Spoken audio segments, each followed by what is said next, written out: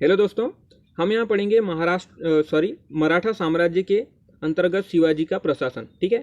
इससे पहले हमने शिवाजी के बारे में काफ़ी डिटेल से अध्ययन किया है। अगर आपने वो वीडियो नहीं देखे हैं तो कृपया पहले वो वीडियो देख लें।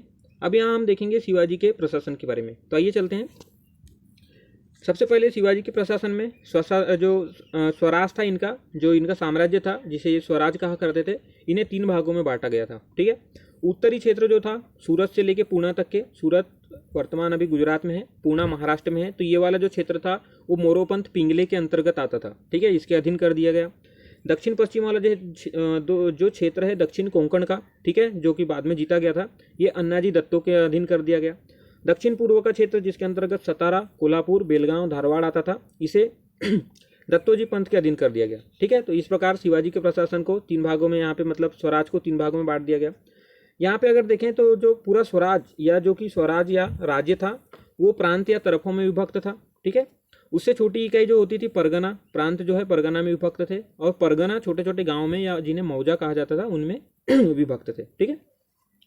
छत्रपति प्रमुख होता था। अगर देखें सभी जो चीज़ें शक्ति इसके अंतर्गत आती थी। ठीक है। प्रशासनिक, न्यायिक एवं राजस्व की शक्तियाँ सब छत्रपति में निहित होती थी। ठीक है। और इसके सहायक के लिए अष्टप्रधान हुआ करते थे। चूंकि यहाँ पे बहुत सारी शक्तियाँ इसके केंद्र में थी, तो इसके सहायता के लिए अष्टप्रधान नामक एक संघ हुआ करता था, जिसमें इसके 8 प्रकार के मंत्री होते थे।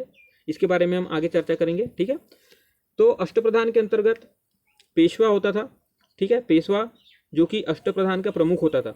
बाद में पेशवा काफ़ी महत्वपूर्ण हो जाते हैं, इसके बारे में भी हम आगे चर्चा करेंगे, डिटेल में अध्ययन करेंगे इसके बारे में। ठीक है। तो अष्टप्रधान का जो प्रमुख था वो पेशवा था। नेक्स्ट जो था मजूमदार या अमात्य, यह वित्त विभाग का प्रमुख हुआ करता था। सेनापति या जिसे शहरीय नौबत कहा जाता था वो सेना विभाग का प्रमुख था। वाक्यानवीस यह गुप्तचर विभाग का प्रमुख था। सुमंत दवीर यह विदेश विभाग का प्रमुख था। चिटनीस या सचिव यह पत्राचार विभाग का प्रमुख था। ठीक है। न्यायाधीश जो है वो न्याय विभाग का प्रमुख था। यहाँ पे हिंदू न्याय या हिंदू कानून के द्वारा ही न्याय किया जाता था। ठीक है।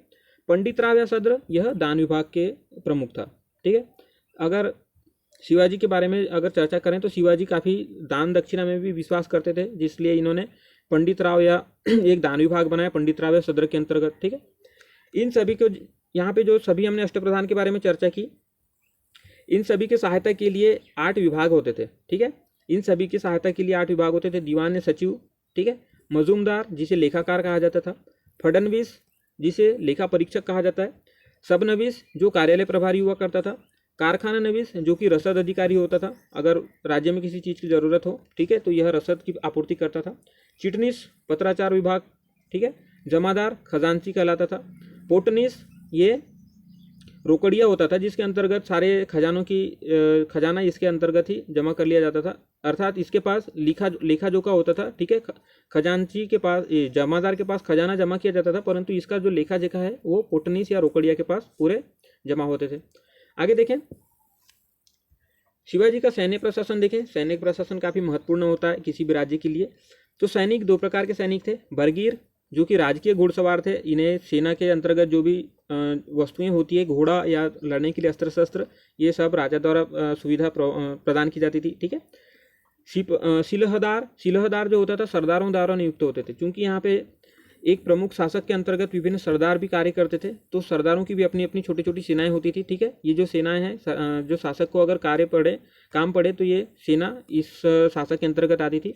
तो दूसरी जो सेना होती थी सरदारों की होती थी। ठीक है। घुड़सवार का अगर अनुक्रम देखें कि घुड़सवार में कैसे प्रकार का एक अनुक्रम हुआ करता था, तो 25 घुड़सवारों पे एक हवलदार होता था। ठीक है। 5 हवलदारों पे एक जुमलादार पाया जाता था। 10 जुमलादार पे एक हजारी होता था, और 5 हजारी पे पंच हजारी या सर नौबत जैसे हमने यहाँ पे चर्चा की थी, सर नौबत जो है सेनापति या सेना विभाग का प्रधान होता था, तो वह 5 हजारी हुआ करता था। ठीक है। पैदल सैनिकों का क्रम देखें तो 10 पायक या सैनिक के ऊपर एक नायक होता था। ठीक है। 10 नायक के ऊपर एक हवलदार होता था, 3 हवलदार के ऊपर एक जुमलादार होता था, 10 जुमलादार के ऊपर एक हजारी होता था, और 7 हजारी के ऊपर 7 हजारी नामक ही एक अधिकारी पाया जाता था। ठीक है। युद्ध के बारे में नियम कानून भी थे। यहाँ पे देखें तो आक्रमण के दौरान स्त्री, बच्चों, ब्राह्मणों को सताना और कृषि को बर्बाद करना, ये सब दंडनीय था। ठीक है। कोई भी सैनिकों को यह कड़े आदेश थे कि इन चीज़ों से दूर रहें। ठीक है। इनके समय की नौसेना भी थी। ऐसा वर्णन मिलता है कि शिवाजी के समय में, शिवाजी के सैन्य प्रशासन के अंतर्गत 4000 जहाज थे जो कि कोलाबा में खड़े रहते थे। ठीक है। नौसेना में मुख्यतः कोली और मुसलमानों की भर्ती की जाती थी। ठीक है।